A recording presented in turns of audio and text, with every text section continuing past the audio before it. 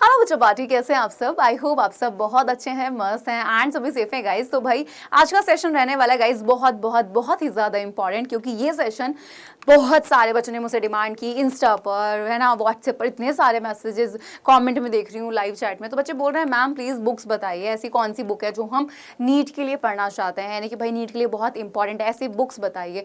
बच्चों सबसे पहली चीज़ ना, एक चीज़ बहुत ज़्यादा ज़रूरी होती है। जब आप क्लास 11th में आते हो, आपको बुक बताने को मैं बहुत सारी बुक्स बता देती हूँ, ठीक है, लेकिन यहाँ पे ज़रूरी ये होता है सबसे पहले कि क्या आप क्लास 11th का जो आपका सिलेबस है, क्या आप उसको अच्छे से पढ़ रहे हैं। तो याद रखना कि जो बच्चे क्लास 11th के सिलेबस को बहुत अच्छे से नहीं पढ़ रहे हैं, उनको कहीं ना कहीं बहुत ज़्यादा प्रॉब्लम होगी। तो बेटा अदर बुक्स पे जाने से पहले एनसीईआरटी को पढ़ना बहुत ज़्यादा ज़रूरी होता है, ठीक है। बुक्स मैं बताऊंगी आपको, किस तरीके से पढ़ना है ये भी मैं बताऊंगी, कब पढ़ना है ये भी मैं बताऊंगी। तो बहुत ध्यान से सुनिएगा, बहुत ही इंपॉर्टेंट सेशन है, ठीक है। एंड शुरू करते हैं। एंड शुरू करने से पहले आपको एक चीज़ बता देती हूँ, आप सबको पता है ना कि डाउटनेट मना रहा है शिक्षा का त्योहार 28 से 31 अक्टूबर तक, जहां पर आप का जो कोर्स है क्लास 11 उस पर मिल रही है आपको भारी छूट, यानी कि सिर्फ 1499 रुपए में आप कर सकते हैं अपनी क्लास 11th की तैयारी। आप सोच रहे हो कि सिर्फ 1499 में क्लास 11th का कोर्स, जिसमें आपको डिटेल में पढ़ाया जाएगा, रिवीजन कोई बैच नहीं, आपको डिटेल में पढ़ाया जाएगा एंड बिल्कुल वो भी सारा बहुत ही अच्छे तरीके से।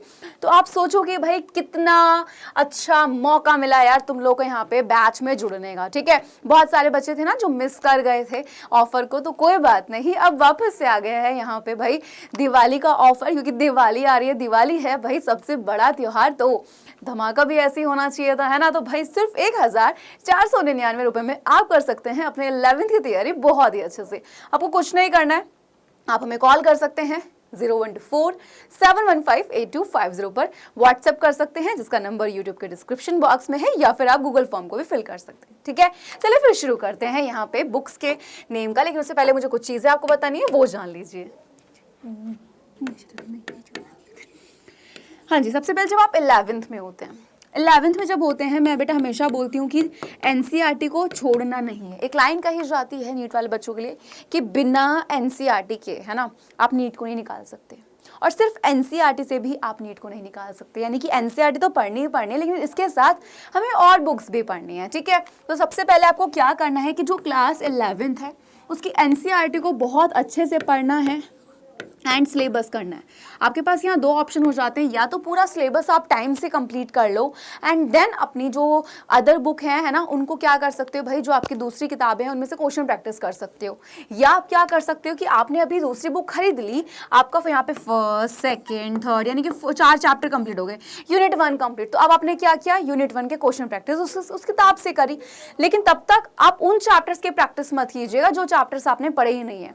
आधे से ज़्यादा बच्चे इतने महान होते हैं कि बुक खरीद के ले आते हैं, चैप्टर पढ़े नहीं, उनको लगता है क्वेश्चन प्रैक्टिस से निकल जाता है। नहीं, क्वेश्चन प्रैक्टिस तब की जाती है जब आपका सिलेबस कंप्लीट होता है।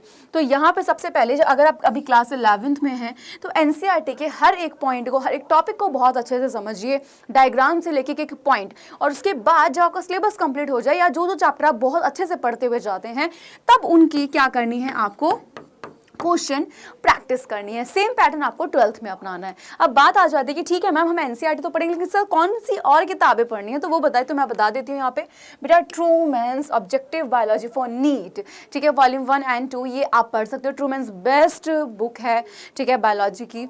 आपके GR बाथला पब्लिकेशन की आप पढ़ सकते हैं। एनसीईआरटी फिंगर टिप्स आप पढ़ सकते हो, ठीक है, इसमें क्वेश्चन प्रैक्टिस बहुत अच्छे से आप कर सकते हो। Pradeep guide on biology and Dinesh objective biology, तो ये आपके कुछ बुक्स हैं जो आप एनसीईआरटी के साथ साथ क्वेश्चन प्रैक्टिस के लिए या पढ़ने के लिए अपना यूज कर सकते हैं, ठीक है। तो यहाँ पे आप इन किताब को फॉलो कर सकते हैं। याद रखना, जिस लैंग्वेज में कंफर्टेबल हो उसी लैंग्वेज में करना। हिंदी में कंफर्टेबल हो तो हिंदी में पढ़िएगा, इंग्लिश में आप कंफर्टेबल है तो प्लीज इंग्लिश में पढ़िएगा, ठीक है।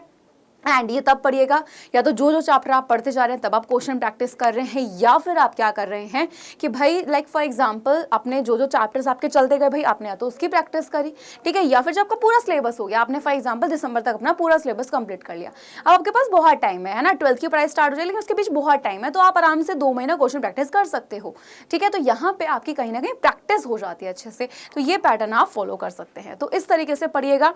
एंड यहाँ पे 11th अगर वीक है तो जुड़ जाओ यार, और यहाँ पे हमारे साथ शिक्षा के त्योहार में, क्योंकि आपको पता है ना सेल चल रही है 28 से 31, प्लीज इसको जाने मत देना, मौके का फायदा उठाइए एंड बैच को ज्वाइन कर लीजिए सिर्फ 1499 में। कोई रिवीजन बैच नहीं है, डिटेल में सब कुछ पढ़ाया जाएगा, बहुत अच्छे से पढ़ाया जाएगा, हर एक चीज आपको प्रोवाइड की जाएगी यहाँ पे, टीचर नोट से लेकर टीचर स्लाइड सब कुछ। तो बिना टेंशन के बैच में जुड़े एंड अपने नीट को क्लियर करने की तैयारी आज से शुरू कर दें। क्यों? क्योंकि नीट को करना 11 तो अच्छे से पढ़नी पड़ेगी ना।